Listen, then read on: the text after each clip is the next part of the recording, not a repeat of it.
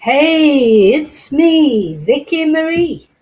Good morning, good afternoon, good evening, wherever you are in this crazy world we're living in. Right, just got to get my phone set up. One sec. So, I hope you're all well. It's Saturday. And you know what? This has been the most awful week, hasn't it? Well, it has for me anyway. I don't know about yourselves. Um, but you know what? I'm still here. I've made it to Saturday. Um, ah, what a week! What a week!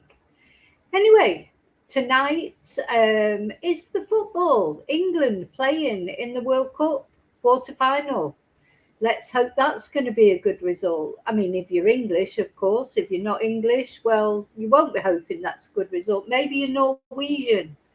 In a sort of way, I'm in a win-win situation because I am a Manchester City supporter, and of course, Erling Haaland. I wish he was playing for England, but anyway, he's not decided to play for Norway. So if Norway win, well, obviously I don't want Norway to win. I want England to win. But Erling Haaland, then they will be my favourites then to win the actual World Cup. So yeah, it's only football, isn't it? It's not a matter of life and death. It's much more serious than that. Of course, I think that was Bill Shankly, was it, said that, and it's so true. And as I've been watching like the other matches, and when people go out, the fans, they really feel it, don't they? Football captures people in a way that is difficult to explain, isn't it? They're so disappointed.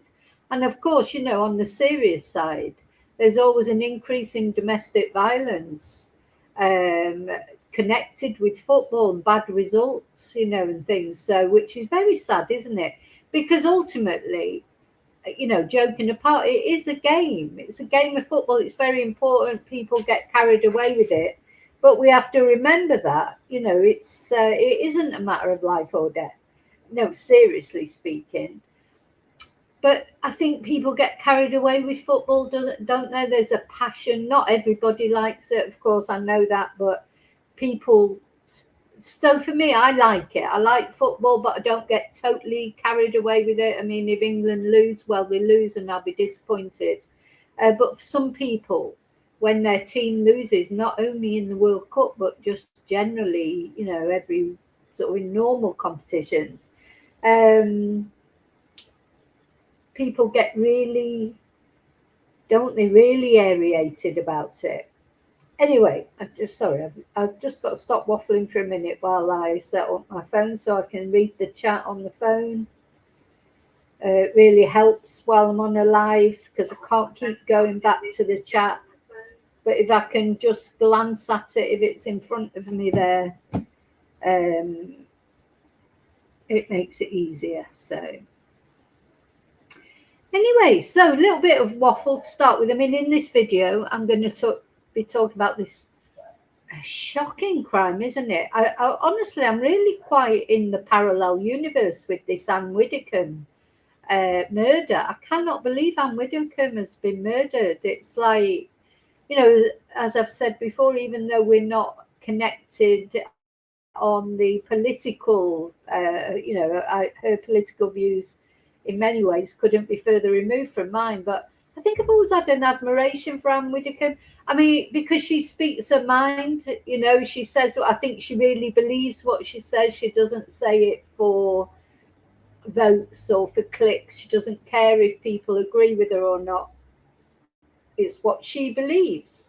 And, you've got to respect people for their beliefs as long as they're not too outrageous. I mean, a lot of people have been saying that she actually, she's got this sort of reputation of being a battle axe. I think she was a bit of a battle axe, what you would call a battle axe. But you know what? That's what often people call strong women, isn't it? Especially older women. It's like a slur, really.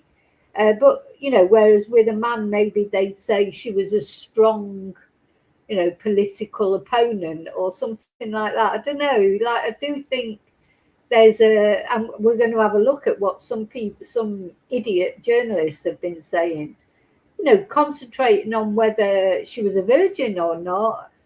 We got, you know, that's not Anne's legacy where she's going to let everybody say, who knows if she was a virgin? Who cares? Do you know what I mean? I hope she wasn't, for her sake, to be honest. I hope she did have some fun somewhere along the line. But if she was, that's her. That's her choice. That's her prerogative. It's absolutely nothing to do with anybody else. You know, when a man dies, an older, you know, maybe statesman like man, or do we say, oh, could he get it up in the last years of his life? Did he need to use Viagra? We don't say that, do we? Why is her sexuality, you know, whether she's a virgin or not, even mentioned? Ridiculous. In fact, I get really angry about that. You know, well, I hope when the day comes that I hang up my clogs, maybe they'll say she was a slut. I bloody hope so. Bloody hope so. And you know what? Yeah, I was. So there you go. Do you know what I mean? It's just ridiculous. You wouldn't talk about a man in the terms that they've been talking about Anne Widdicome. Anyway, we're going to talk about the latest developments, which is, of course, that the suspect that was in custody, we all breathed a sigh of relief in that way, thinking, well, yeah, this is a terrible thing that Anne Widdicome has been murdered. Let's have a picture of Anne up. But, you know, we were sort of comforted a little bit at least because the police had somebody in custody, didn't they? Very quickly. 26-year-old male. They arrested him in Newton Abbot.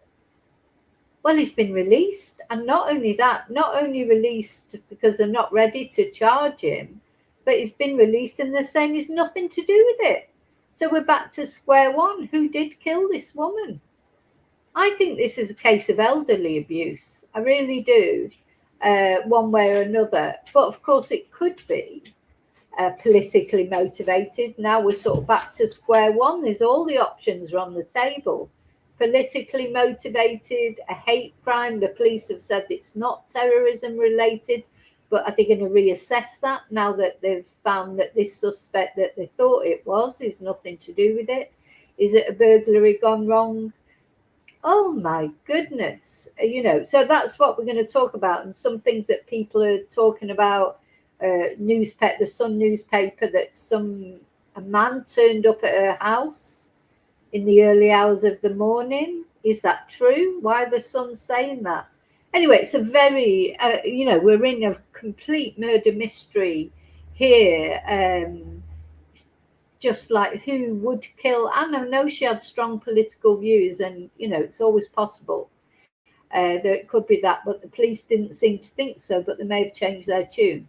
So we're going to talk about all the latest developments in that case.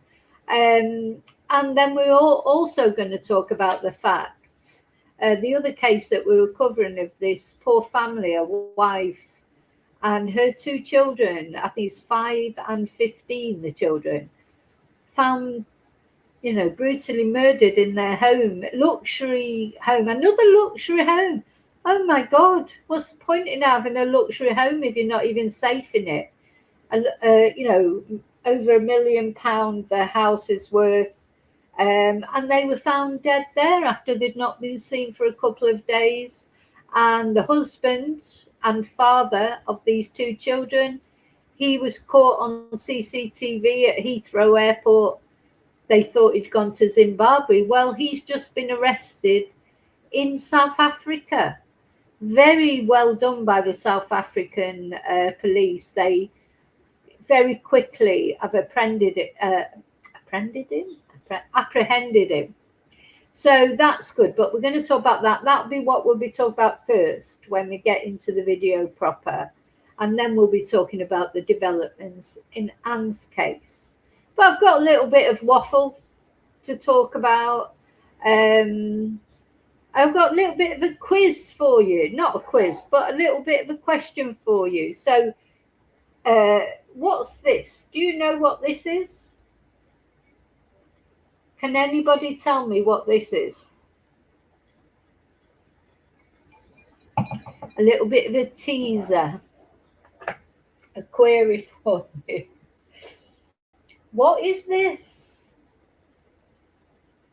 It's like bargain hunt, isn't it, when they go round to all the people at the auctions, sorry, at the fairs or whatever, and ask them, oh, what is this? Do you know what this is? Anybody? Is it something I came into contact with a look, Darren. Naughty, naughty, naughty. No, it's not a bum plug. Oh God, don't say that. I had that in my mouth last night. There's your clue. That was in my mouth last night. It's not a bum plug. It was in a plastic sealed container, so I know it hadn't been used for anything else. Anyway, what happened last night, of course, was Spain were playing in the football, weren't they? Playing Belgium. Belgium very unlucky to lose that game, in my opinion. There's been a lot of bad luck gone with it. Football's a very cruel game, isn't it? I really thought Belgium had a chance of winning against Spain, and of course they were the underdogs, Belgium. And then, for some unknown reason, the Belgian manager, decided to substitute the goalkeeper. Who substitutes a goalkeeper in the middle of a match? Or was he thinking that it might go to penalties or whatever? I don't know. But he substituted the goalkeeper. The new goalkeeper came on. Wasn't even warmed up. And then the substitute that Spain put on, which was a masterstroke as far as they're concerned, he scored a goal. But he scored a goal because the goalkeeper, who'd only just come on for Belgium, fumbled the ball. It was a save that he dropped the ball literally, and the substitute for the other side sort of capitalised on it. I think it's Mourinho or something. His name is, not sure, and scored right at the end of the match. Like within wasn't it in the 80th minute or more? That in extra time, I don't know. But anyway, it was a shame.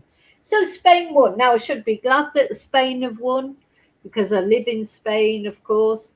It's not that I don't want Spain to win. It's just I don't want England to have to play Spain. I would have much preferred that England would have, if England progress, of course, they've got to beat Norway first. But I would much prefer that they would end up meeting Spain Belgium than Spain. So all the way through this competition, the teams I've supported have been the underdogs because I've been hoping against hope that the better teams get knocked out before we have to play them. Hi, Kelly.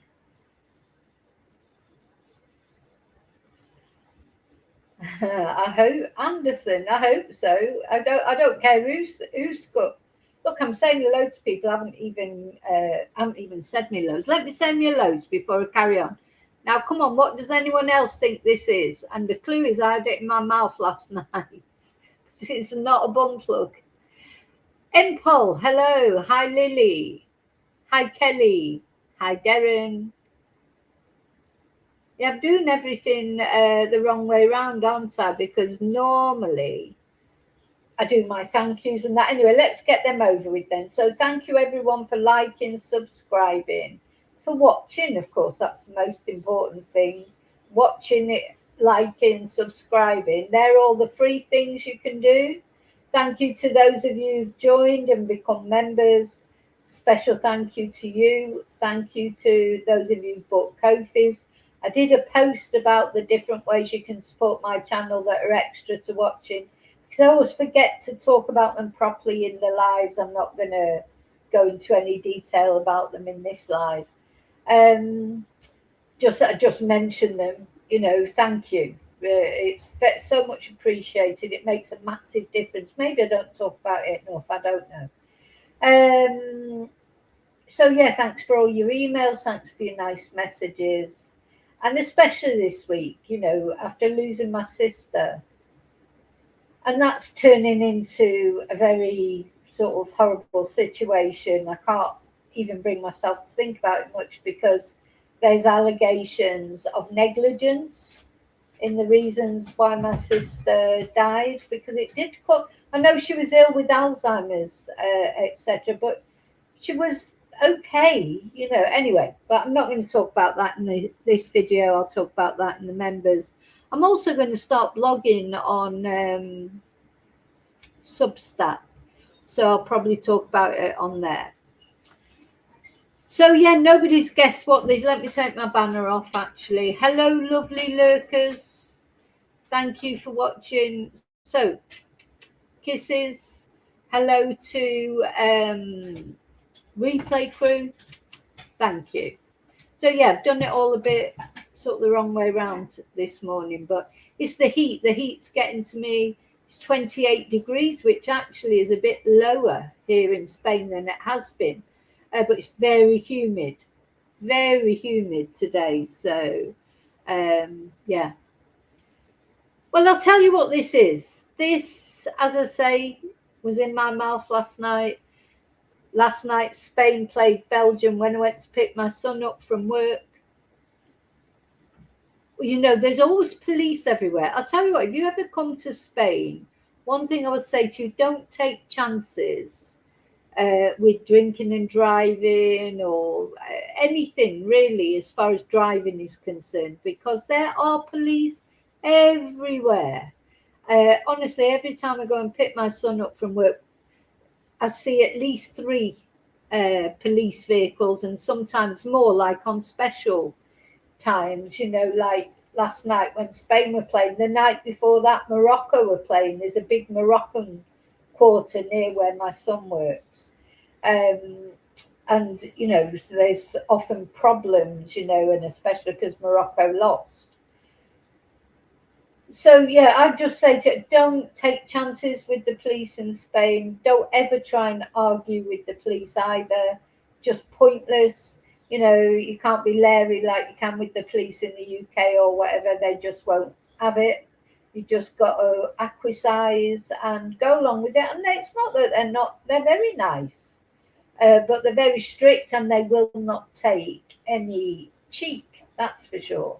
Anyway, so it's quite reassuring to see that a lot of police around. Personally, I find it reassuring. If you're not doing anything wrong, you quite like to see the police. But, just be aware that they're everywhere. You just never know when they're going to pop up. So when I went off to pick my son up last night, I did see that there were police everywhere, and it's obviously because of the Spain match. The Spain match was just finishing. Oh my God, you can imagine what it was like. There were cars beeping. They were holding flags out the window. Everyone was having a good time celebrating Spain winning. God knows what it's going to be like if they actually win the World Cup. But of course, then after I picked up my son and we were driving back, there were the police are always on the roundabouts in Spain. That's something. They're always up. There's these big roundabouts. You know where the places are. You're likely to see the police. And sure enough, as I'm coming home, we sort of come up this road, and boom, at the end, there's a roundabout. All the police are there. They flagged me straight over. They were flagging everybody over. So everybody who went through that roundabout, over that roundabout, was being flagged down. And he presented me with this in a bag. And he said it's controlled alcoholemia, Bali, this is, I don't even know, what would you call it in England? Control of alcohol control. Exactly, Lily, that's exactly what it is. That's exactly what it is. It's an alcohol tester. So he presented it to me, and it, yeah, you did make me laugh, Darren. It was in a seal bag, so I know it had not been used for anything else. Oh, well, what a performance. So you've got, he puts that thing, whatever you'd call it, that goes on the machine, that he's got, plugs that into that, and he presents it to me and tells me to blow into it. So I'm like, Oh God, do you know how many times I had to blow into that before I finally got a result? At least 5. I just didn't have the breath. And he's going to be, oh, see, sopla, sopla, like, blow, blow. And I'm blowing. And then I was like, he's going, take a deep breath, and then blow like that. And blow harder, he's going. So I'm blowing as hard as I possibly can. And I get running out of breath before, you've got to blow into it for a certain length of time. And also you've got to blow into it at a certain sort of strength. So when I was trying to make it last longer so I could blow longer, I was running out of, it wasn't strong enough. So he said, no, you've got to blow more strongly. It's not registering. And it was beeping at me. The machine was beeping at me. So then I tried to blow harder, but then I'd run out of breath before it had finished its, however long you've got to blow into it, which I think is, I don't even know, maybe 30 seconds. So then I'd run out of breath, and he was like, take another deep breath, take another deep breath. So number one son, he's going mad. Like, I was going, for God's sake, can't you just blow in it? I'm like, I'm trying to blow in it. So after about the 5th time, where I think he was thinking that I had been drinking and that I was trying to deliberately swerve doing this, and I knew I hadn't been drinking. But the other thing that I did, because this was late, I mean, this was at about 1 o'clock in the morning, something like that this morning. But I knew that at about, I don't know, whenever I had my lunch, with my lunch, I always have a beer or a glass of wine. Just it's the law in Spain. So I knew I had had a drink, even though it was at least 10 hours earlier, and I'd eaten since then. And I was thinking it's going to be unlikely that this is going to show up. My brain was telling me that, but also I was sort of panicking inside and thinking, oh God, what if it shows up that I've had a beer? Because in Spain, there is 0 tolerance for alcohol. So there's no way I would have a drink unless it's going to be 10 hours before I'm going to be driving.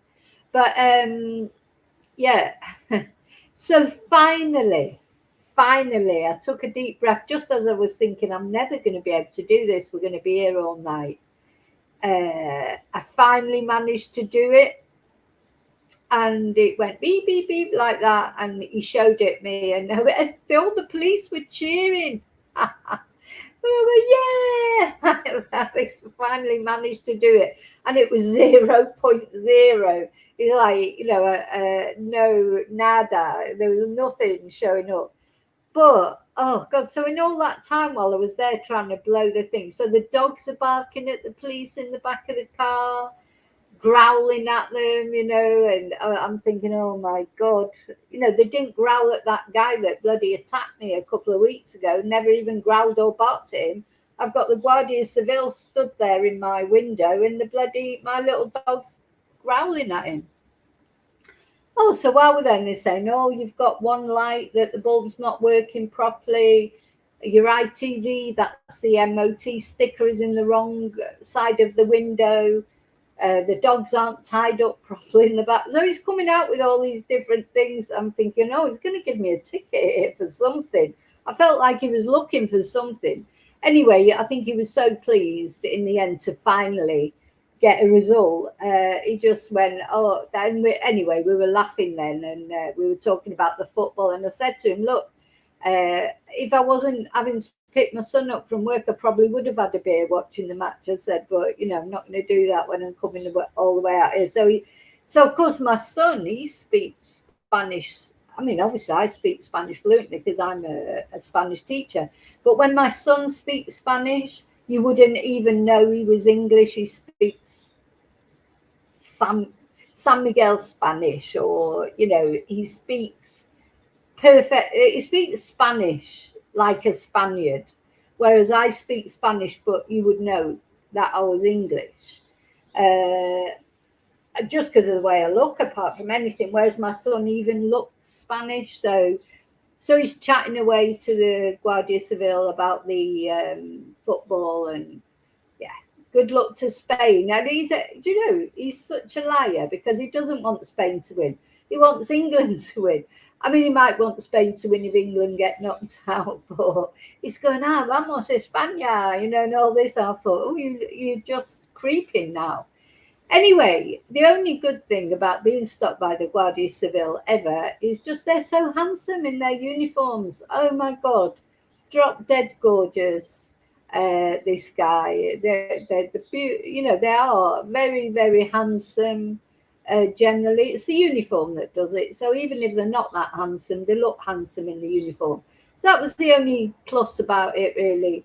Anyway, it was 0 and it was go on your way. So tonight I'm picking my son up a lot earlier, and I can't wait to get home because I am going to have a drink tonight, of course, because England are playing, and hopefully we will move on to the next stage. Let's hope so.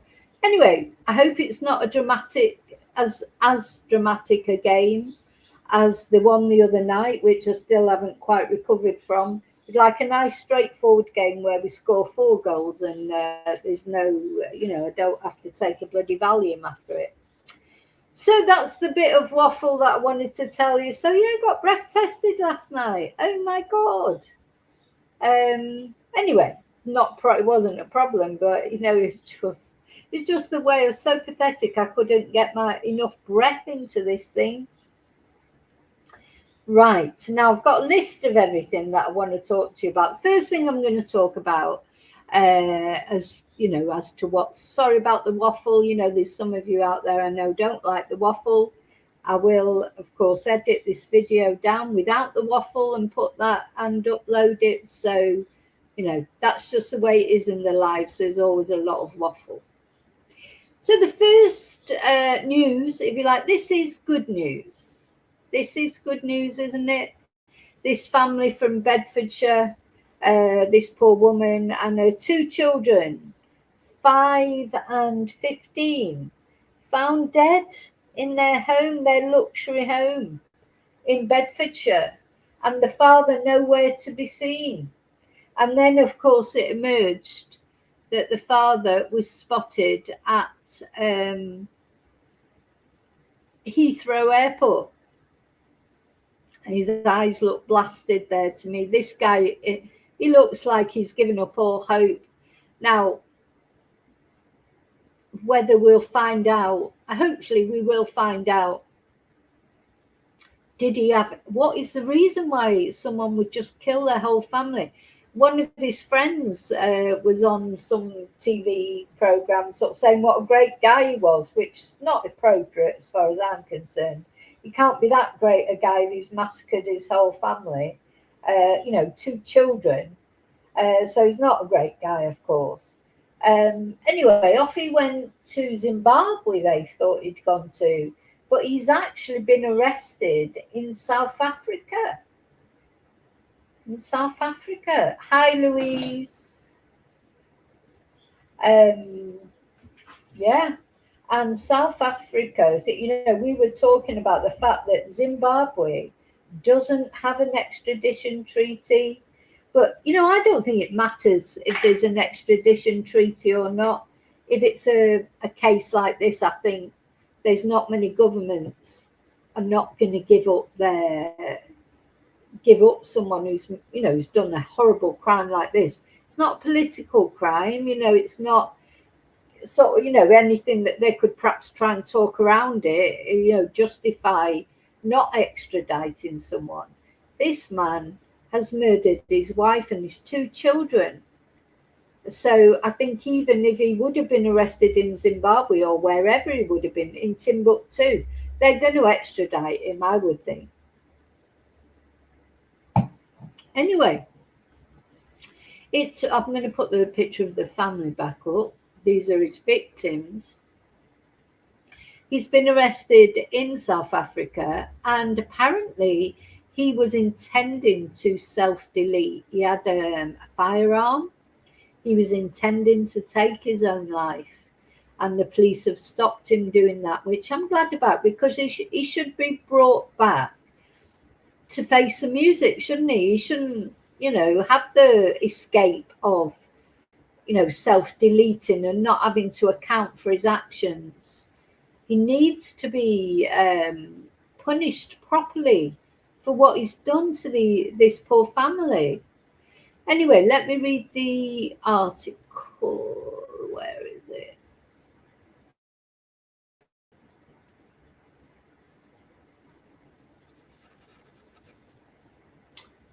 Where's the article?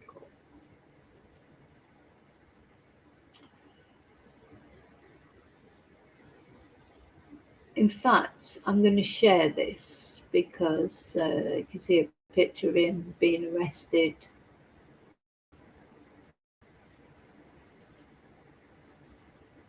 Yeah, so very good news. I mean, it doesn't bring this poor family back, of course, but thank goodness he has been arrested, and very quickly, really, because this was only I think it was only the other day that it happened. Anyway. So the South African police came on and were saying, they were issued a red notice by Interpol, and then just within a couple of hours they apprehended this guy. So I wonder how they knew where he was. It could be from his phone tracking. It could be somebody, his friend, a friend or family, you know, phoned up and reported him. I don't know. We don't know yet exactly how they knew where he was, but they found him quickly. So share this. So a bit of good news, at least, but it's good news. Obviously, still sad because this family is still dead, but at least he's going to be brought back. Come on, come on! Why aren't you sharing it? Oh, there you go. It should come up now. No.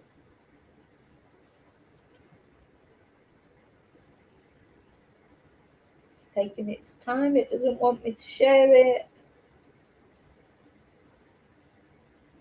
Oh, it's showing on there. Yeah, I can see it now.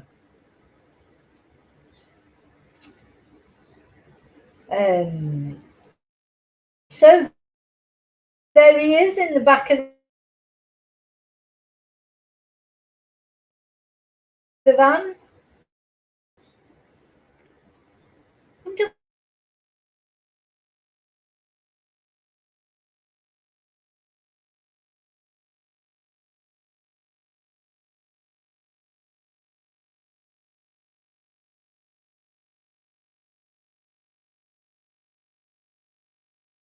I mean, I presume that's how they've traced him.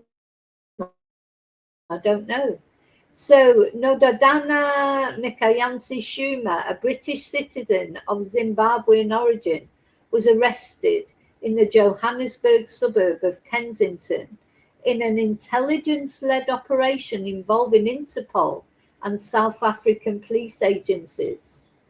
British authorities had been looking for Zuma in connection with the deaths of his wife, Zandile Zuma, 42, and their daughters Natalie, 15, and Nala, 5.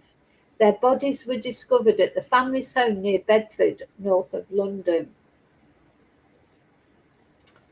So, Acting National Police Commissioner Lieutenant General Puleng Dimpane said the arrest underscored South Africa's cooperation with international law enforcement agencies in tracking down fugitives. Now, I don't know about you, but if I was thinking of countries that I would least like to visit, South Africa would be one of them. I always think of South Africa as not a very safe country to travel to. I've had quite a lot of students from South Africa. I've got some students now who are from South Africa. And you know what? The end of apartheid, it's hailed as a brilliant thing. It hasn't actually been a good thing in many ways in Africa, in South Africa. Sadly, the new government isn't any less corrupt than the old government.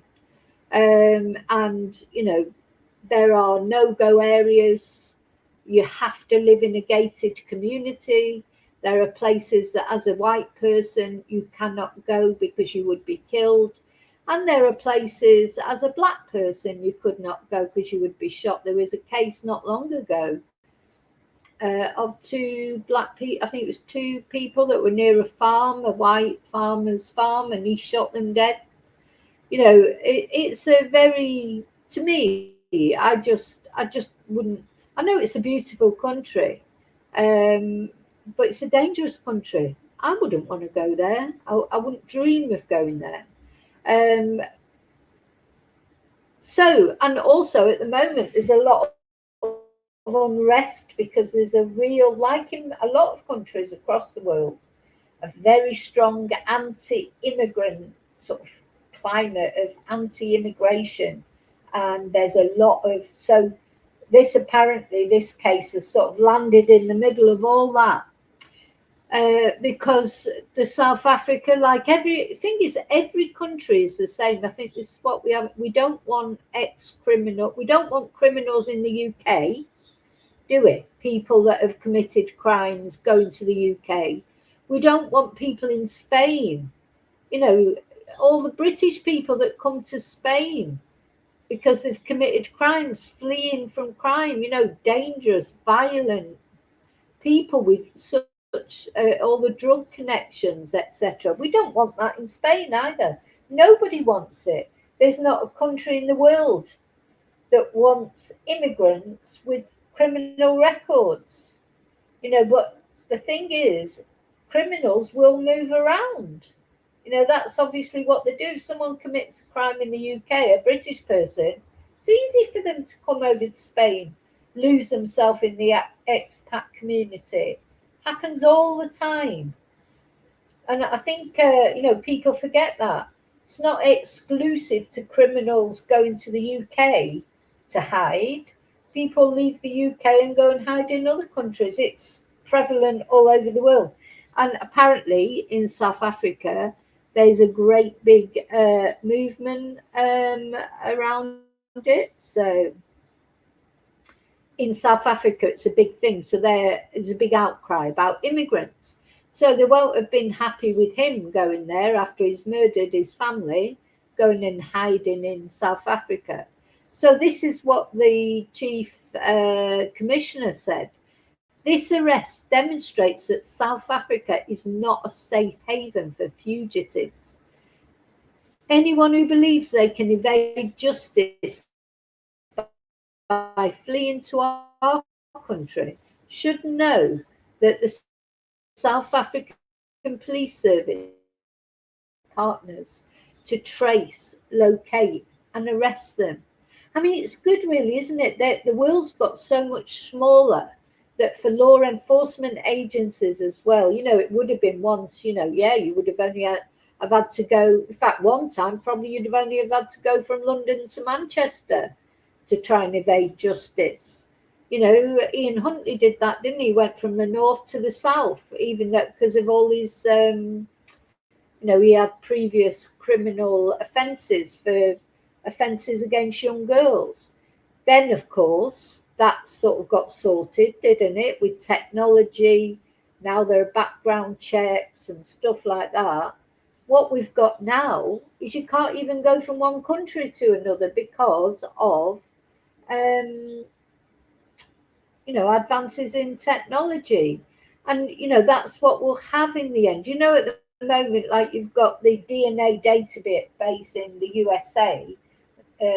Imagine if we had that for all countries, you know, like a worldwide database. That's what these red letter things are. It's supposed to flag up when someone's on the run. You know, it's supposed to flag up. They shouldn't be able to go from one country to another. You know, now we've got passports that are more digitally controlled, you know, so should be eventually, it's a positive thing, isn't it? Eventually it should be that criminals are not safe anywhere. There's no place to hide. I do think it is going that way more now.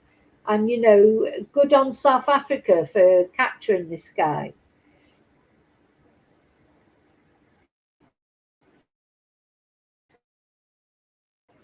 Why should they have to put up with him? He's a British citizen. Even though he's originally from Zimbabwe, he has a British passport.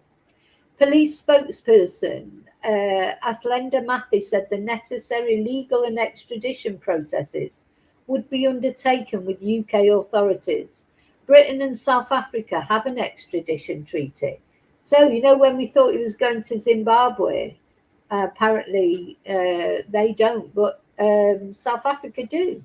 But suspects arrested in South Africa must still appear before the local courts before they can be extradited, which is fair enough. Sources familiar with the matter said that Tshuma's lawyer's identity was expected to become clear when the case is called in court, and Tshuma is scheduled to appear before a South African court on Monday. So that's good news, isn't it? I wonder if I can find, there might be a video that I can show from Sky News.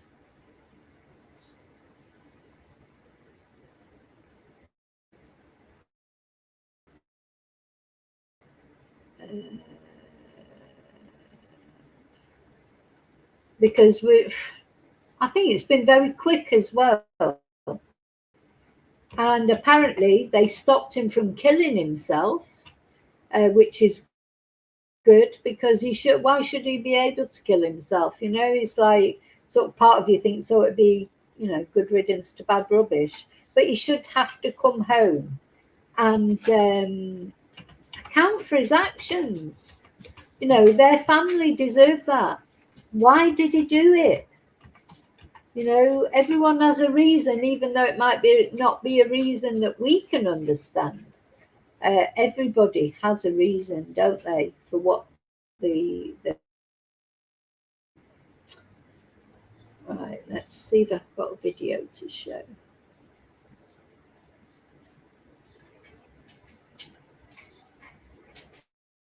I mean, what a terrible tragedy for the rest of the family, you know? Just awful. Oh, right, let's show this.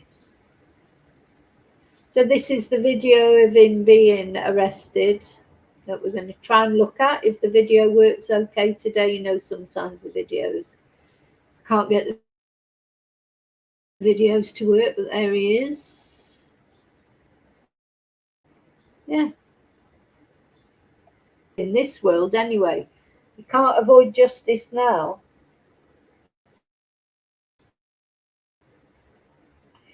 I expect he'll be on police arrest.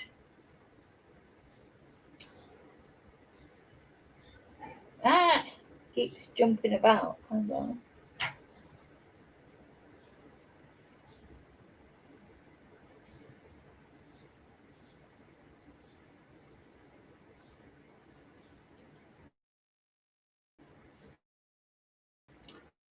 Right. I've got the video set up now.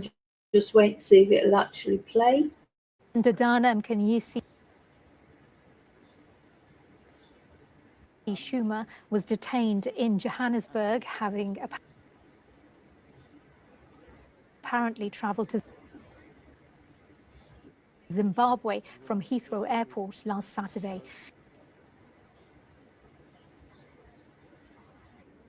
The bodies of Ntabo Zandile Tshuma and her daughters, 15-year-old Natalie and 5-year-old Nala, were found at a house in Great Denham 2 days later. Police in South Africa have praised the response of detectives. A red notice was only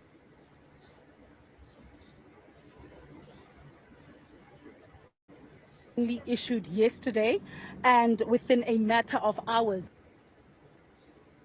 our multidisciplinary team has managed to track the suspect to Kensington in Johannesburg this evening, where he is being placed under arrest. The swift arrest demonstrates the capability, the professionalism professionalism as well as the operational excellence of the South African Police Service and the strength of our cooperation with international law enforcement agencies. Yeah, so sorry, it was a bit glitchy that, but yeah, but the thing is, it's true. These days, you can run, but you can't hide. You know, this global village that we live in, doesn't matter which country you run away to, you know, the internet reach is has no boundaries, does it? So, you know, there he goes, he's off, he went off to, he was straight on a plane to Heathrow, to Zimbabwe from Heathrow. He did not phone, you know, even it reminded me a lot of the Sarah Sharif case where the family there, they went off to their home country, didn't they? But at least he did have the decency, Sarah Sharif's father did have the decency to phone the police and tell them that Sarah was in the house deceased. He didn't. He just left. He just left his wife and children in that house, see if anyone discovered them. You know, it could have been weeks before they were discovered. Terrible, horrible twonk. And I hope he gets, you know, everything that's coming to him.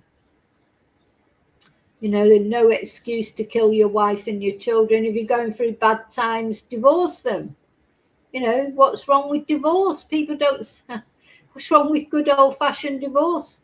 People seem to resolve situations with murder these days. And also seems to be so common, then they're killing their children as well. You know, so why? You know, if you're not happy, go and kill yourself. You know, if you're not happy or things are going wrong for you, well, that's your life, your choice to make, your life to live. But why take your, you know, kill your wife and your children, your own flesh and blood children? How, you know, it's just foul, isn't it? It's like there's not many worse crimes than that, killing your own children, surely. Anyways, court. It's court. So one way or another, justice is going to catch up with him. I mean, we knew it would catch up with him in the next world, but it sounds like it's caught up with him in this world as well. And that's good. So, yeah. Yeah, they're lovely little faces, bless them. And they probably love their dad. You know, what's so very, like cases like Chris Watts, all these family annihilators, they love their dads normally or their parents. You know, sometimes women do it. We've got to be honest. Women do bad things too. It's not always men. But the children, they love their parents. You know, and this is their dad who they would, you know, go to when they needed help. Or how can they do it to their own children? How can they look at them and do that to them? Just disgusting, isn't it? What a twonk. What an absolute twonk. Where's my what a twonk? I haven't used my what a twonk emoji for ages. There it is. What a total twonk. Too many twonks in this world, isn't there? Twonk, twonkery. Horrible people that can do these kind of things. Thank you, Lily. Yeah, what a twonk.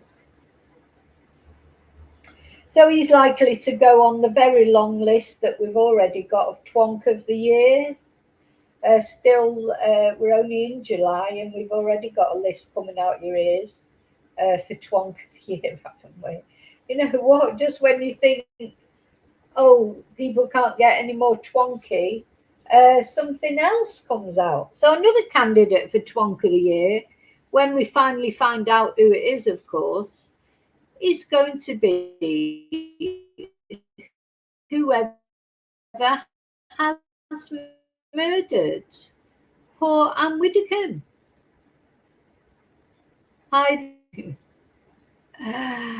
Yeah. Yeah, another candidate for Twonk of the Year will be whoever has killed this poor lady. And honestly, the more I think about this case, I can't, honestly, I really cannot believe that I'm talking about Anne Widdicombe being murdered. You know, as I say, although we might not be politically aligned, Anne Widdicombe, she's, you know, I just remember her all my life. She's been on and off the telly for one reason or another, not only for politics, but for strict become dancing, as I say, for that time when she challenged Mick Philpott, the evil child killer who killed 6 of his own children. You know, the layabout who couldn't be bothered to get a job, he'd rather sort of rely on the state to support him and his children and his 2 wives. And Anne Widdicombe stood up to him. She was feisty. She was only 5'1". Apparently, she was just a little pocket dynamo.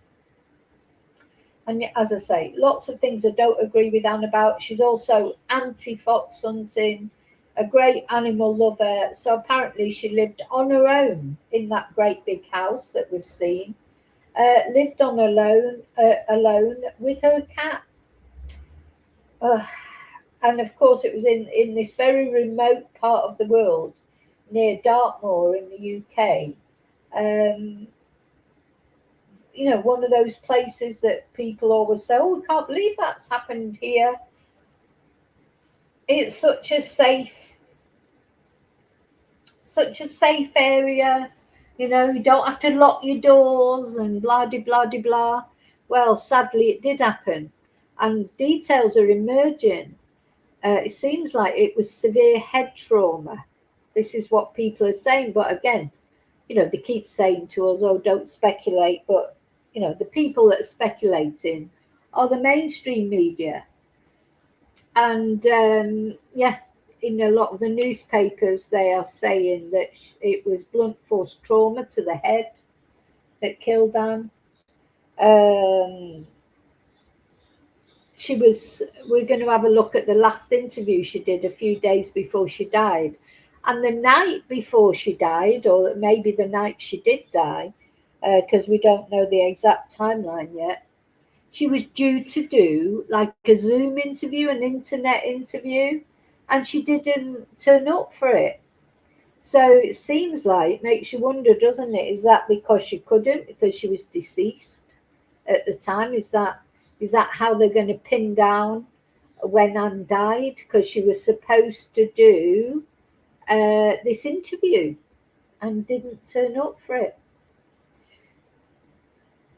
So now, but then the biggest shock today, of course, this morning that we're waking up to, is the 26-year-old male that was arrested in connection with the case has been released.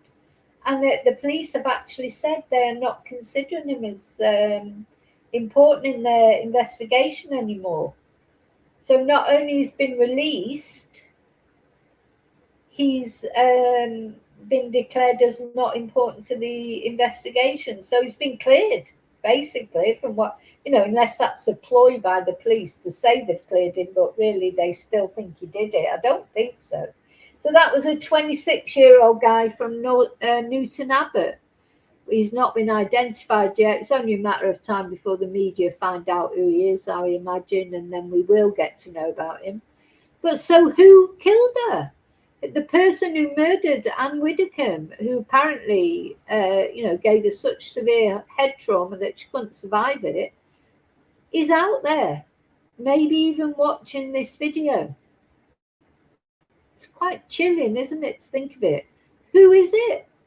Who murdered Anne Widdicombe? It's turned into like some, you know, Poirot mystery or Miss Marple type thing. Who murdered her? Who would want to murder her? Personally, I feel it's a case of elder abuse, this. I think there's some, it's either a burglary gone wrong or somebody who knew her and for some reason was angry with her. Of course, it could be politically motivated as well. So, you know, because the police, until they know who it is for certain, they can't rule anything out. So this is the speculation, of course, that's going on. Because she did have very forthright views. And you know what it's like in this day and age, you can't have a view, can you? You know, people don't let you have views unless it agrees with them. You're not allowed to have your own opinions. People, you know, debate has just died, hasn't it? It's like, well, if you don't agree with me, you're this, that, or the other. And, you know, I found that on my channel. I've had chatters who, you know, they're with me for ages. And then I say one thing they don't agree with. I'm not allowed to have that opinion on my own channel. It's like, you know, oh, you know, and they have a hissy fit and off they go. Well, you know, I have my opinions. You know, I have my opinions just like, and everyone's entitled to their opinion. Nobody tells me what to think, and I don't tell anybody else what to think. I'll say what I think, and I can hope that people will come round to my way of thinking. But if they don't, well, you know, that's their prerogative, isn't it? One thing you can definitely say about Anne is she didn't hold back on her opinions. And that's something I admire her for, to be honest. I like people who really believe in what they say, even if it isn't what I agree with. You know, if they're not doing it for kudos, they're not doing it for effect, they're doing it because they genuinely believe it. I have a lot of respect for that. Anyway, what we do know for certain is Anne Widdicome is deceased. And, you know, I've been thinking about that. I know, you know, they said don't speculate. That's impossible. You're going to speculate. Of course you're going to speculate. Don't you think the whole thing, you know, more I think about it, is strange? Because yesterday morning, reports were coming out, weren't they? About Anne Widdicome has died at 78. And because 78, even though, of course, now when you think about it, she was very fit and hale and hearty, and it should have perhaps seemed stranger to us when it was announced that she had died at 78. Do you not think it's strange that it would get released that she had died before the police had, you know, decided it, or said that they decided it was a murder investigation? Don't normally, in cases like this, well, they must have known it was a murder investigation, surely from the start. Although some people are saying that initially it was thought that she'd fallen and banged her head because she's got this head trauma and she was bleeding a lot. It wasn't clear initially that the head trauma had been caused by someone hitting her over the head. You know, and old people do have falls. Well, all people, you know, not only old people, people do fall. Most accidents happen in the home, don't they? So do you think they were, first of all, operating on that assumption that she'd had an accident? Because I think it's really unusual for sort of almost like obituaries to come out first and then afterwards, oh, by the way, it's a murder investigation. Strange, isn't it? Anyway, then they arrested this 26-year-old man in Newton Abbot. And now he's been released and he's been dismissed from the investigation. So who was he? Why was he arrested? You presume they had information to lead them to him. So it's a very odd case. Reminds me so much of the Nancy Guthrie case. Now, what's happened to Anne is more normal, if you like, in a burglary gone wrong situation. If a burglary goes wrong and the burglar panics and does some harm to the person in the home, they normally just can't wait to get out of there and they flee the scene. They certainly don't take the body with them. That is unheard of. You know, so that's why it's strange in the Nancy Guthrie cases, because we still don't know where Nancy is even.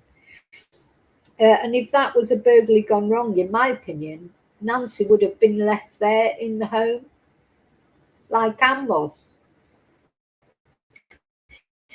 So this one does seem more, not likely is the wrong word, it's more possible that it could be a burglary gone wrong. It fits into the criteria quite often if people break into homes and they get disturbed and, you know, everything goes pear-shaped, then they will just leg it from the home, but they don't take the body with them. So is that what happened? Because you know what, at the end of the day, as we know, she might be a little woman in a height sense, but she didn't pull any punches. I think I think it's quite likely that Anne might have been disturbed by a burglar, and she would have fought. She wouldn't have just said, "Oh yeah, come in and take everything I own," would she? I don't think. I think she would have fought, and she would have got angry, and maybe that's how it all ended up going wrong. But the other thing that is worth saying is, it's rare for burglary to take place when somebody is in the home. So you look at Anne's property where she lived, it's very remote. There'll be times when Anne would have been out walking. She loved walking. Maybe she wasn't walking as much these days. Could have gone into the village or something like that. You know, I do feel that this is maybe a personal thing, though, against Anne. I don't feel like it's a political thing, but I'm not, I'm just talking about the way I feel. That doesn't mean to say that it's not a political thing. Could be somebody angry with her for her views. She was quite sort of, well, I'd say anti-gay, but we've had Dan Wootton, that was an hour of my life I'll never get back again. I did watch the Dan Wootton podcast because he says,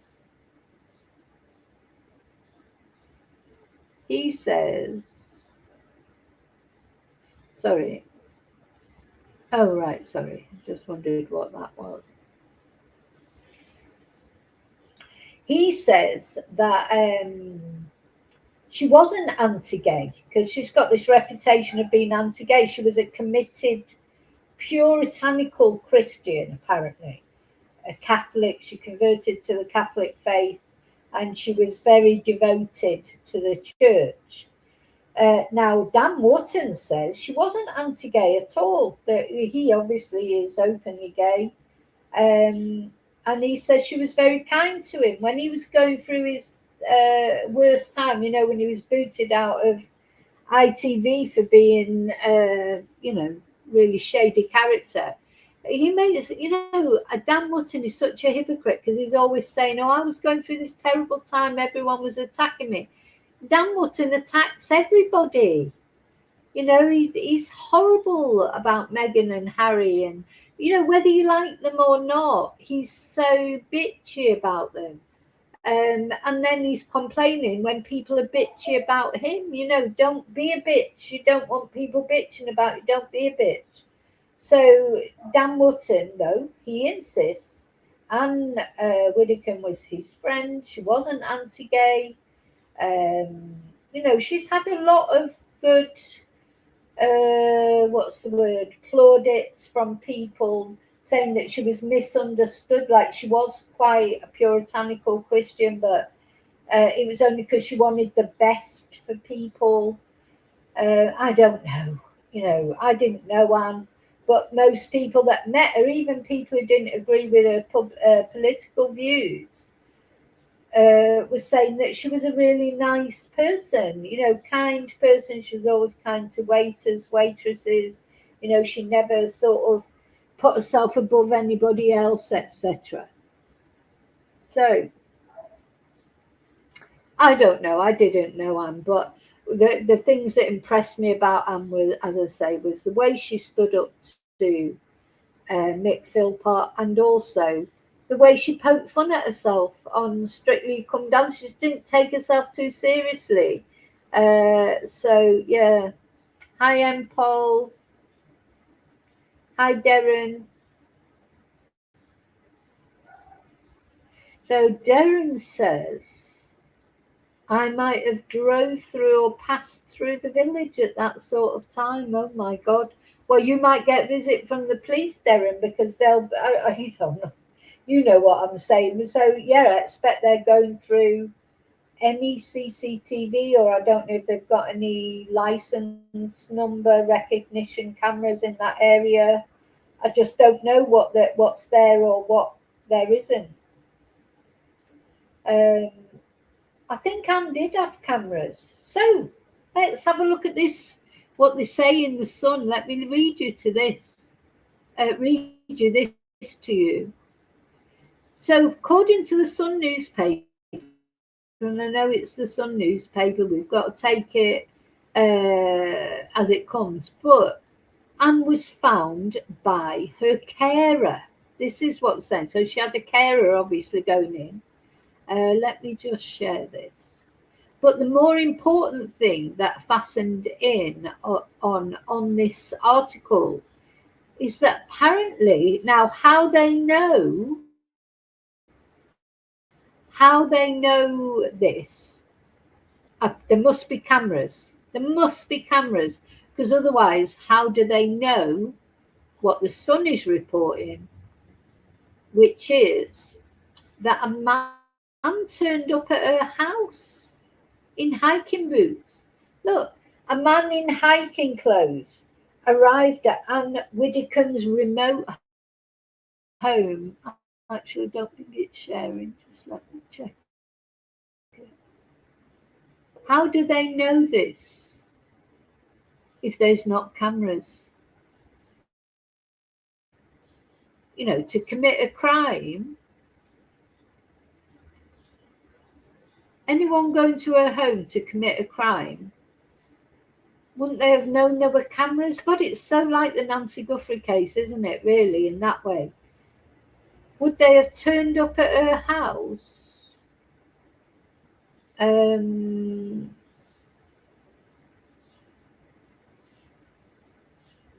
not you, Darren. Not you, Darren. Oh, you mean the 26-year-old? Because I think you've written there, I might. That's what I thought you were saying, you might. But yeah, the 26-year-old might have been caught on cameras. Or it may be the 26-year-old that was the guy that turned up in hiking boots. Could just be somebody who was walking past and wanted, you know, I don't know, maybe his car broke down. I knocked on a lady's door once. I was going from Reading to Manchester, and the very old car that I was driving broke down. And I had to start walking with my suitcase and my cat. I had my cat in a cat basket, the cat I had at the time, Lucifer, his name was. Off I went, and there were a couple of houses. It was quite remote sort of countryside. And there were a couple of houses, and I had to decide which, because this was before mobile phones. I had to decide which house I was going to knock on their door. Anyway, I picked one of them. I went and knocked on the door, and this old lady came to the door. When I think about it, now, see, I was, I don't know, 28 at the time. Didn't even occur to me that she would have been terrified of me, because she didn't know if I was, like, genuinely, my car had broken down or not. I think the cat probably persuaded her, because there's not many burglars that will go around someone's house with a cat in a cat basket and all their dirty washing that they were taking back to Manchester for their mum to wash. Anyway, this lady, she came to the door, and I just said to her, look, can I use your phone, because I've broken down just up the road. Anyway, she let me into the hallway where the telephone was, you know, when we had landlines. And I phoned, I can't remember, I would have phoned Green Flag probably, or whatever my recovery phone was. I can't remember, it's that long ago. But and she went into another room. She sort of locked me in the hallway, and she went into another room. She lived there on her own. It was quite a big house, very similar to Anne's house. And when I'd finished my phone call, and I said to her, Lord, thank you so much. And she said to me, why did you come to this house? She said, because you're not the first person that I've had to call at the door here to ask to use my phone who's broken down. And I said, well, your house just looked more inviting. And it did, you know, there were other houses, but her house it had a good feel to it. That's why I went to her house. So I was safe and she was safe, but she didn't know when I rang, and that was very kind of her to let me in and use the phone, Because I could have been a burglar. I could have had somebody waiting behind me who, as soon as I went in, they went in, bashed her over the head and stole all the valuables. So,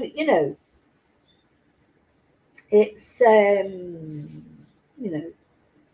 sad, isn't it? When you get older, and the thing is, when people get older, they want to be independent. Anne had bought that property specifically to retire there.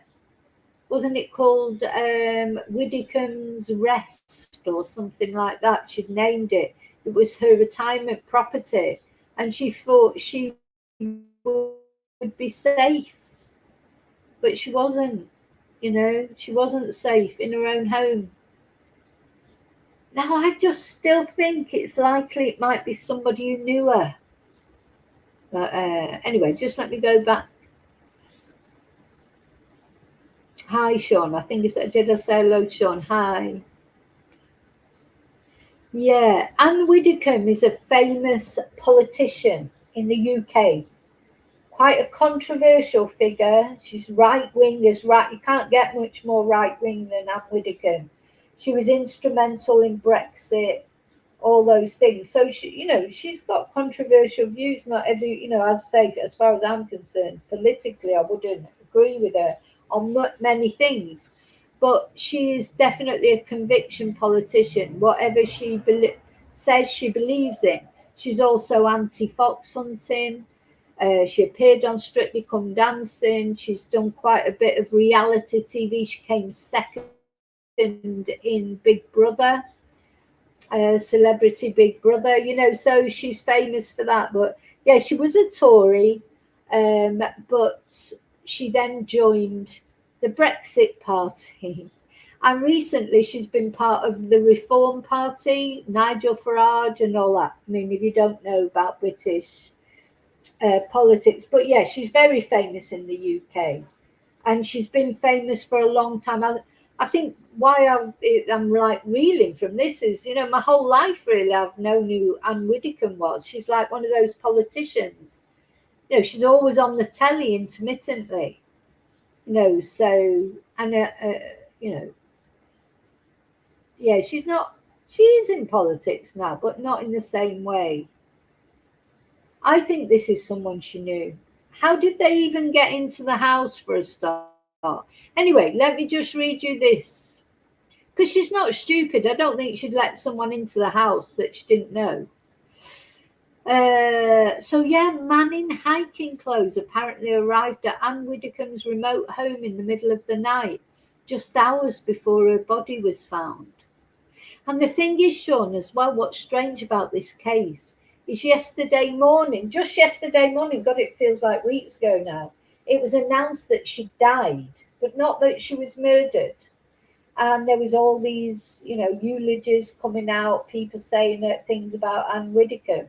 And because she was 78, nobody really challenged that she might not have died of natural causes. Then later on yesterday, about 5 o'clock in the evening, suddenly the police are saying we've launched a murder investigation after her death had been announced almost as a normal death, if you like. So it's really odd. Anyway, this is Widdicome's Rest. This is the property she bought to retire to. It's very much on it's near Dartmoor, which is a very isolated spot. And then someone was arrested, 26-year-old was arrested, but they've been released. So yeah, Anne lived here, right on the border of Dartmoor National Park, 11 miles from her home, but he's been released. And not only he's been released, but the police have announced that they're not regarding him as anything to do with this investigation. So so initially police believe she died in a fall or accidentally, but later they announced they're investigating the tragedy as murder. It's understood that she was found covered in blood after sustaining a serious head wound at her remote home on Dartmoor yesterday. And the suspect was taken into custody. But we know now, we went through all this yesterday. This is the house from aerial view. So you can see it really reminds me of Nancy. You know, look at the house. Swimming pool. You know, a luxury property. But she lived there on her own with her cat. Do you know, I'm sorry, I don't care how much money I had. I don't think I'd like to live so isolated as that.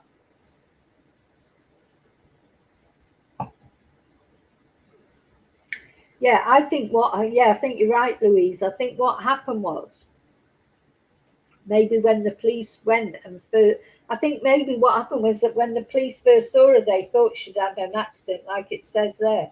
Maybe it was when they got her to the pathologist that the pathologist said, oh, hang on a minute, this is not the result of a fall. Somebody's hit her over the head. We don't know. We'll find out, I suppose. Now the person that was arrested, because even though they've been cleared now by the police, that'll be, as you say, that will have been traumatic for them, won't it? Will there be, why were they arrested? But anyway, these are things we'll find out sooner or later.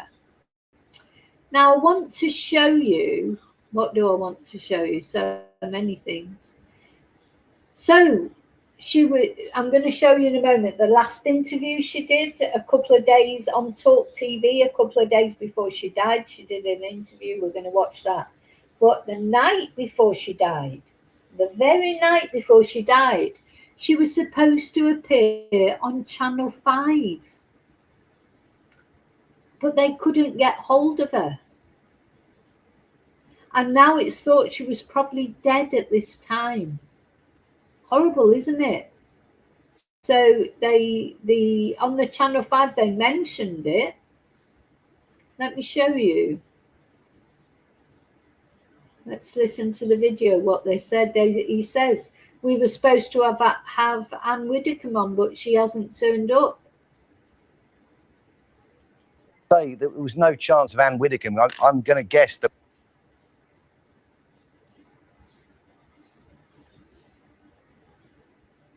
Sorry, it's whirring. So she was supposed to be on to talk about this political shambles between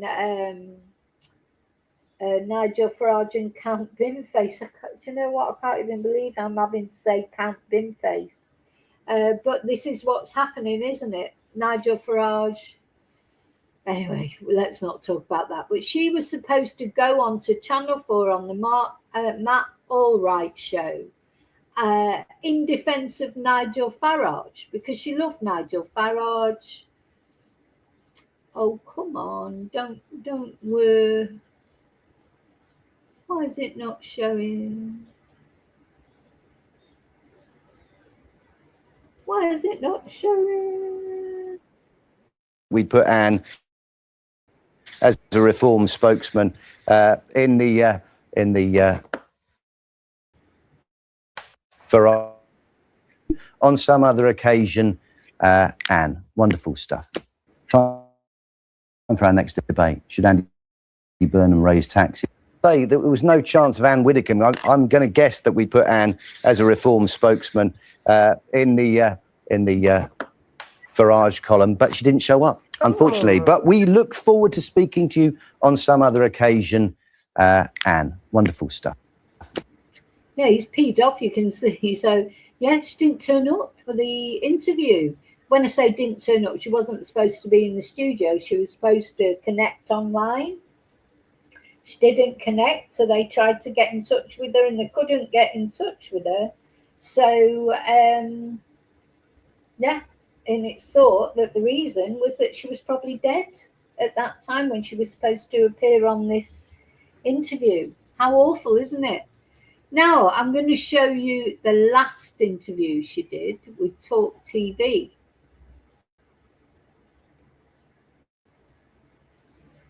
So a couple of days before that, she did an interview with Talk Go Down in History. as the last person, the last interview that Anne Widdicombe did. And we're going to have a look at that.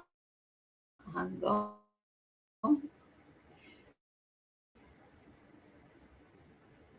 So, yes, she was still, look, complicated situation, Sean. Nigel Farage, who's the lead, and Anne Widdicombe, you know, she's a supporter of his. He's been investigated for lots of dodgy things. So his way of dealing with being investigated is he's resigned as an MP, but he's standing again immediately. But his whole purpose of doing it is just to put a stop to the investigative purposes, the investigation. But now the other political parties, they won't stand against him because they say it's all just a plot to stop being investigated for his dodgy dealings. So all the main political parties have said that they're not going to stand. So it looks like the only people that are going to stand is Nigel Farage, who already was the MP for that constituency anyway in Clacton, Count Binface, who is like a protest guy, and I think the Monster Raving Loony Party, or another protest group. So we're whole of Britain, or most of Britain, is hoping that Count Binface wins, because Nigel Farage currently is not very popular because he's as dodgy as anything. He's, you know, he presents himself as a man of the people, anti-establishment. He is the establishment. He's a multimillionaire with several properties. He campaigned for Brexit, but he's got a European passport, as have his daughters and his wife. And he's, you know, he's in Putin's pocket. Just, you know, but some people think he's brilliant. But there you go. Anyway, so Anne did support him. And anyway, this is Anne Widdicombe's last interview from Wednesday's breakfast show, where she said, now she did, it was quite contentious. She stated she has no faith in parliamentary processes to come to fair conclusions, and as such understands why Nigel Farage has resigned as an MP. So let's have a look.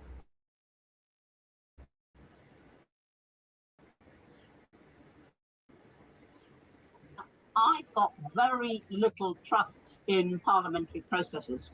And if you look at this government, which has a majority on that committee, if you look at this government, you know, look at the way that it's reacted when it's felt vulnerable, you know, changes to political donations, cancelling local elections, we all remember that.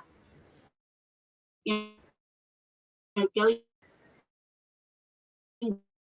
for votes at 16, loosening of that. Nigel is challenging establishment, and he's obviously a spokesman of people, and I think that just about sums it up. I'm delighted that he's taken this, because the attitude previously of politicians was you couldn't go away, you just carried on until your position became untenable. He's taking, and I drew the analogy with policy decisions earlier, he has taken this decision because he wants an end one way or the other. And he's right to do this. You know, they're going to lack credibility if there's a by-election and a huge majority for Nigel. There's going to be a great lack of credibility if he's still handed and pursued. Does this establishment of which you and Nigel speak actually exist? Yes, I believe it does. Now, I didn't always believe in that theory, but I do think now that different parts of the establishment act in ways which I think are extremely questionable. We saw it in the banking scandal. And suddenly you realise it wasn't just Nigel, a load of other people as well who didn't have the ability to publicise and fight. So, yes, I think the establishment is there in that sense, yes. However, Anne, it's not clear what will be achieved from this by-election, particularly given that the other parties are not standing. So therefore, if it's just Farage versus Count Binface, this is not just politics, is it? It's student politics, the pantomime. No, it's very... up to the other parties, whether we know why they're not, and all the rest of it. Is not serious politics, Anne. Can I finish? So that's why they're not standing. No, it's their... So, Sean, Nigel Farage stood down and then put himself forward immediately again, because he's trying to stop the process of investigation into the 5 million donation that he was given. And now the only person who's standing against him, because the other parties are saying, no, we're not having anything to do with this. You were the MP for Clacton. There's no need for a by-election. We're not standing anybody in the only person who's standing against him is Count Binface. This is what UK politics have been reduced to. And yes, she did vote. She was in government under Thatcher. She was like a junior minister. But yeah, she adored Mrs. Thatcher. She's very similar to Mrs. Thatcher in, as much as, again, I don't agree with anything that Mrs. Thatcher did. Her policies to me are just terrible. But she was a conviction politician, at least. She worked hard. It wasn't, she believed in what she did, even if I don't believe in what she did, But now this is what we're reduced to in UK politics. We've got a by-election coming up, which is Nigel Farage against Count Binface. Do you know what? It's just like, what we look like in the eyes of the world. Do you remember when we used to be respected? And then we've had a prime minister that is at least respected around the world. And we're getting rid of him now, and we're getting Andy Burnham in. It's crazy what's going on. And then in the middle of all this, Anne Widdicome gets murdered. And we don't know why she's been murdered. Has she been murdered because of her views? Is it somebody she knows? Is it a burglary gone wrong? We have no clue. This is serious politics. In this sense, Binface isn't serious politics together. But what Nigel will spend that campaigning period doing is what he told us he would do. He will clear his name, and he will ask the peaceful people of Clacton to express a vote of confidence in him. That is not pantomime. That is taking the initiative, thank heaven. So that was her last interview, just literally 2 days before she was murdered. So, and then she was supposed to, that very night before she was murdered, she was supposed to be on another interview, and she didn't turn up for it. Very sad. Very, very sad, isn't it? And it seems like when she was supposed to be there for that interview, she was probably dead. Awful. Right, I need to put I need to just put a couple of windows down.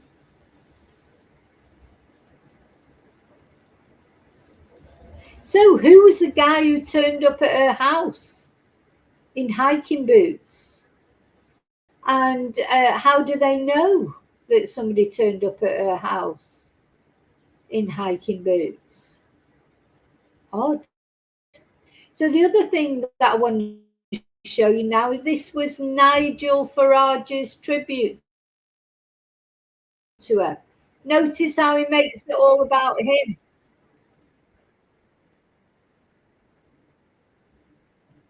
Out the best known female politician in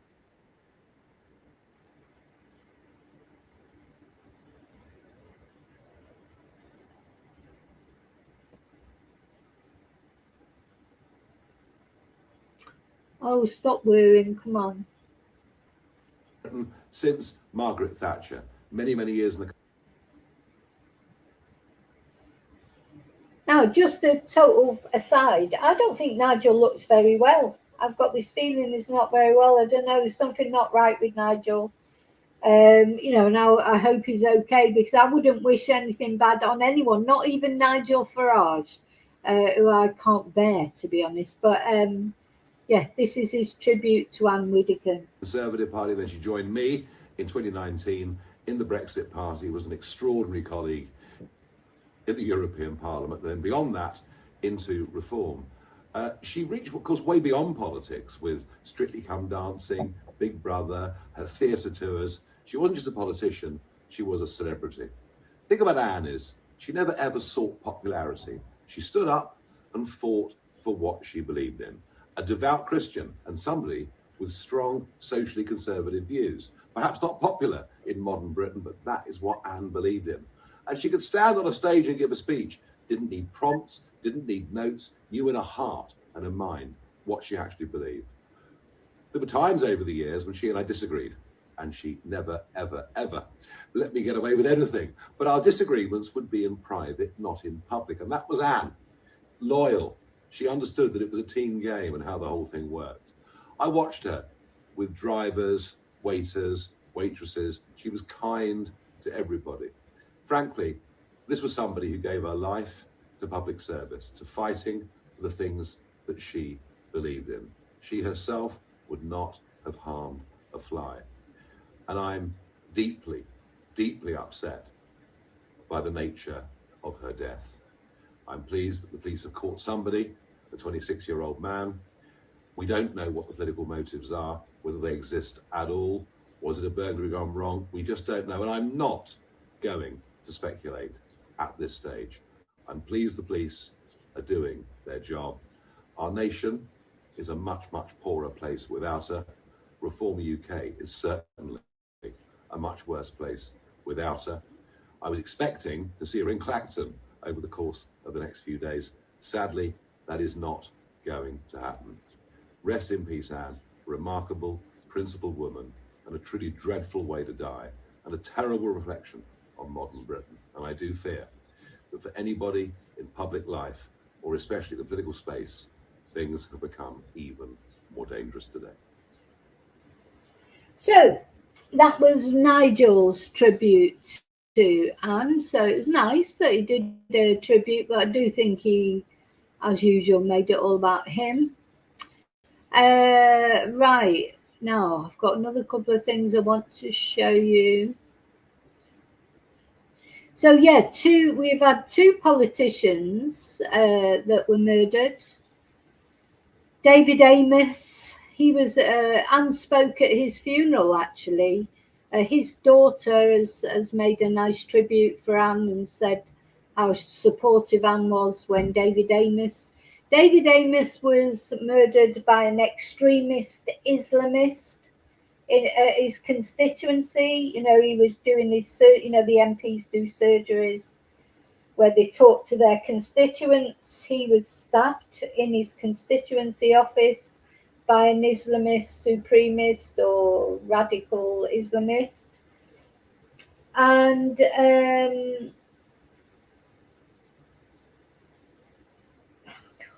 sorry, I'm just, there's breaking news coming out on Sky News. I think, oh, what's happening now? Dermot Murnaghan has died, who's a famous presenter on Sky News. That's a shame. He was a good presenter. But anyway, so yeah, and Jo Cox was another MP that was murdered, and she was murdered by a right-wing extremist. So we've had two MPs murdered, one by an Islamist extremist and one by a right-wing extremist. So, you know, just crazy, isn't it? You know, you shouldn't be murdered for your views, whatever they are. You know, no wonder nobody wants to be an MP, because this is the problem nowadays in Britain, in my opinion, is nobody wants to be an MP because it's dangerous. And although we think they earn a lot of money, but it's not a lot of money compared to what they could earn in other sections of, you know, like in the city or stuff like that. We don't have any conviction politicians anymore. They're all career politicians. And, you know, and that wasn't me burping, by the way. That was the bloody German Shepherd just let out a massive burp. Yeah, what are you doing burping? And for all the faults or for whether I agreed with her or not, she believed in what she said. So we don't. The only conviction politicians we have these days are the ones that have actually got convictions because they're done something wrong. Ah, my God. So yeah, then Dermot has died. So just watching him. Oh God. Very good presenter. He had cancer, so he died. Oh, it's just one thing after another, isn't it? Anyway, the key thing is who has killed Anne Widdicome? If it wasn't the guy that was arrested, he's been released. Who did it then? Who has murdered this woman? Did somebody just turn up at her house in the middle of the night or in the evening? It would have been probably. And she let them in. Why did she let them in? Or was it somebody she knew? Oh my God, I hope this isn't going to turn into another Nancy Guthrie case where 6 months on we still haven't got the answers. How awful for a family. You know, because first of all, when the police announced they had someone in custody, we thought, oh, well, at least they've got somebody. You know, at least they've got somebody for doing this. Don't you start barking. No. You know, and now it turns out they haven't got anyone. Haven't got anyone. That person is nothing to do with it. So who's the next suspect? No? Yeah, sure. The dog's getting annoyed with him now. She probably thinks I've been on too long. Oh my God, it's a crazy world, all right. Isn't it? Crazy, crazy world. I still can't believe I'm on here talking about Anne Widdicome being murdered. Just, it's like surreal, isn't it? Completely surreal. Just the weirdest.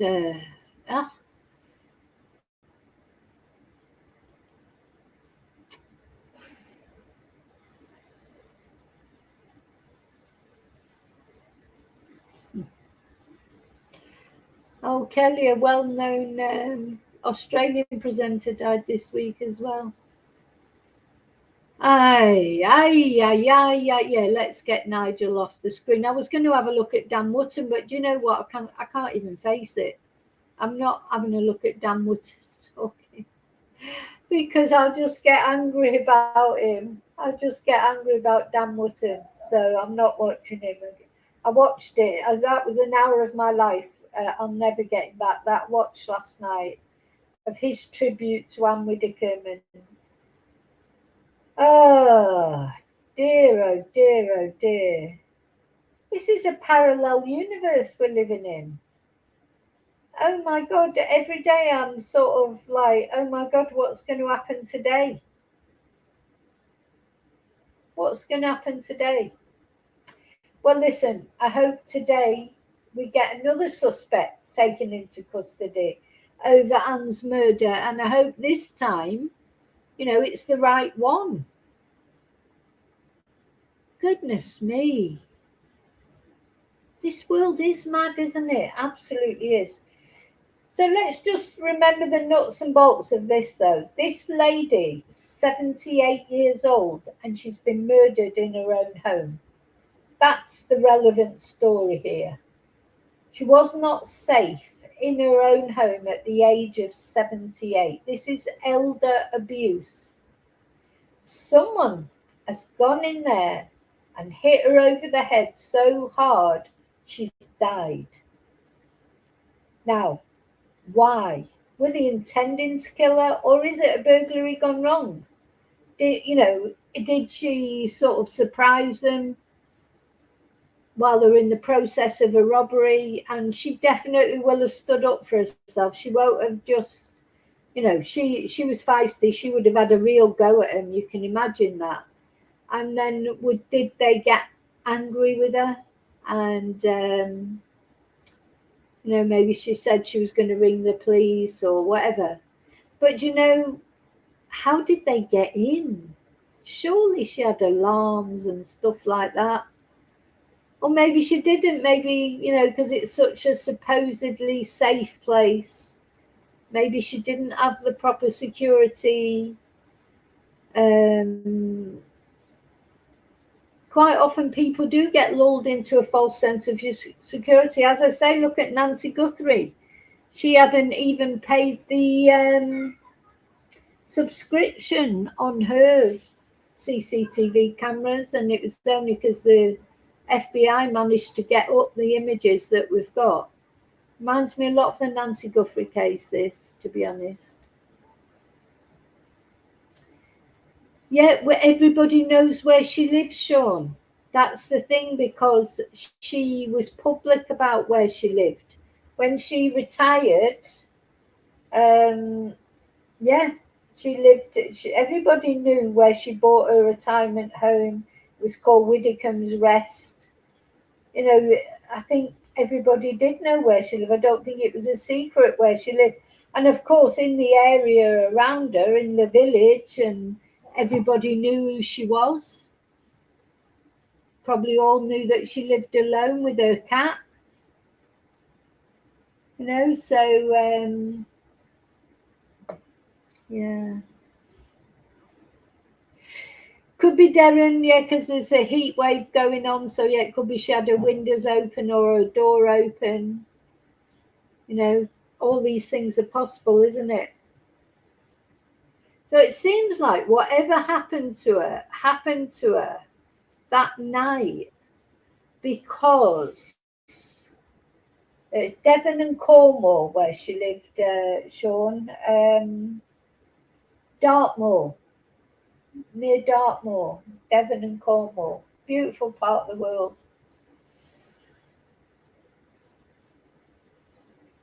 Yeah.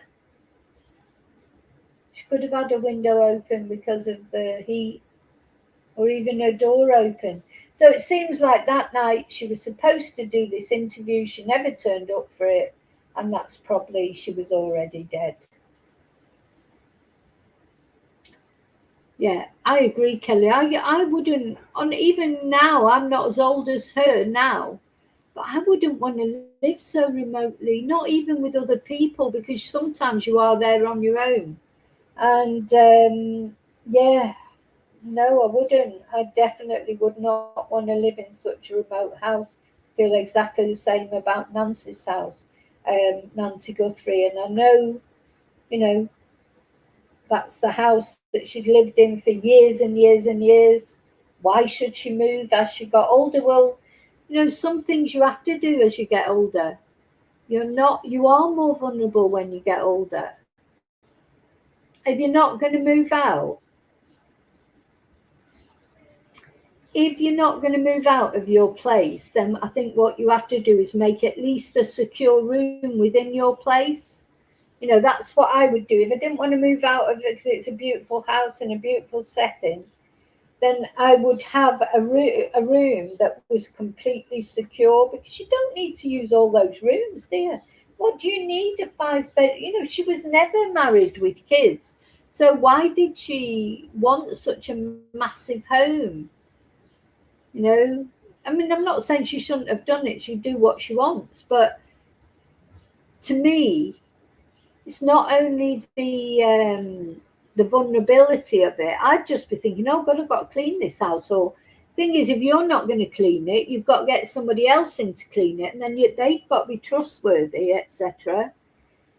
So, you know, Gene Hackman, yeah, he was another one. Gene Hackman, look at the house that he lived in. They were there for weeks, weren't they? A couple of weeks before they were found. So, you know, there's a lot to be said about not living in a great big house. You know, apart from the sort of general cleaning aspect of it and upkeep. You know, you need to, if you live in a big house, You need to have other people to help you run it. You can't do it on your own, especially when you're 78. She couldn't be cleaning that house. And then she's got the pool and the gardens and everything. So you have to employ people. And how do you know that you're employing trustworthy people? You know, there's all those things taken into account.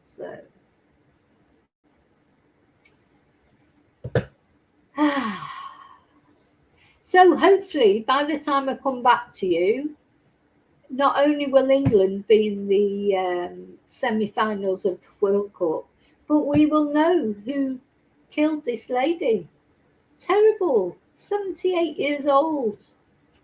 God, what a vile person to pick on someone so vulnerable, isn't it? Anyway, I'm going. Rest in peace. And she won't be resting in peace. Oh God, there was something else I wanted to show you. Have I got that handy? If I've got it handy, no. Don't know if I've got it handy. No, I wanted to show you Adam Bolton from Sky News, how he was so disrespectful. But anyway, no, I'll only get angry as well. Yeah, I'm Adam Bolton of Sky News questioning if she was a virgin and calling her an old maid and this, that, and the other. Absolute tosser. I tell you what. So I feel like sending Adam Bolton a message and saying, "Oh, Adam, you're getting on a bit now. Do you need Viagra to get it up?" After what he was saying about Anne, she was supposed to be a virgin and she was an old maid and she was this, that, and the other.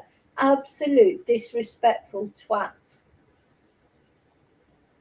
I feel that he's, I can be disrespectful to him. Dinosaur, misogynist, yesterday's man. And imagine if he died, and would he want people coming on and speculating about whether he needed Viagra or not?